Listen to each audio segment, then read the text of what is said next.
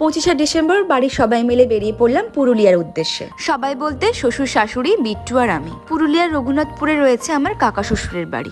বিয়ে হয়ে গেছে 4 বছর, কিন্তু এখনো অবধি আমার যাওয়া হয়ে ওঠেনি। প্রত্যেকবারই কিছু কারণে আমাদের প্ল্যানটা ক্যান্সেল হয়ে যায়। তাই 25শে ডিসেম্বর থেকে টানা 5 দিন বিট্টুর ছুটি পাওয়াতে রঘুনাথপুর যাওয়ার প্ল্যানটা ফাইনালি হলো।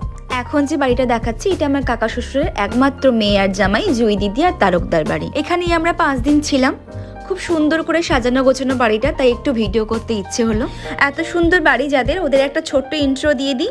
জুই দিদি পোস্ট অফিসে চাকরি করে আর তারকদা হচ্ছে হাই স্কুলের টিচার। আর ওদের একটা 5 বছরের মেয়ে আছে যার নাম হচ্ছে শারদিয়া। এই যে বাড়িটা দেখছো এটা হচ্ছে কাকাদের বাড়ি। দুই বাড়ি হচ্ছে উঠোনের এপার আর ওপার। এই বাড়িতেও কিন্তু দাদা ভাই বিট্টুর ছোটবেলাটা অনেকটাই কেটেছে। ইনি হচ্ছেন কাকা। বাকি মেম্বারদের সাথে তোমাদের আস্তে আস্তে পরিচয় করাবো। প্রায় 60 বছরের কাছাকাছি পুরনো বাড়ি, তাও দেখো কত পরিষ্কার আর গোছানো। এটা কাকা আর কাকিমার কম বয়সের ছবি। আর ইনি হচ্ছেন ঠাম্মা, জুই দিদিকে কোলে নিয়ে রয়েছে। আর এই হচ্ছে শারদিয়া। মুখে হাত না, মুখ থেকে হাত বার করো। কেমন লাগছে? পরে দেখবে তুমি। ভালোই তো আছিস, কোনো চাপ নেই, চিন্তা নেই। তাই মা কোথায় গেল, বাবা কোথায় গেল, কোনো চিন্তাই নেই।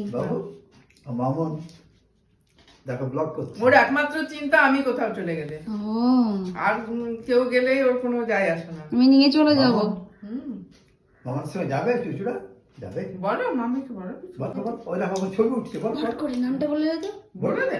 বলো কত লোক দেখবেন। হ্যাঁ হ্যাঁ বল, হ্যাঁ, ভালো দেবে। না ভুলে গেছি। আমি জানি, যারা দেখবে তোকে তারা তো জানে না। বলো নামটা বলো। বল। বলো শারদিয়া কি?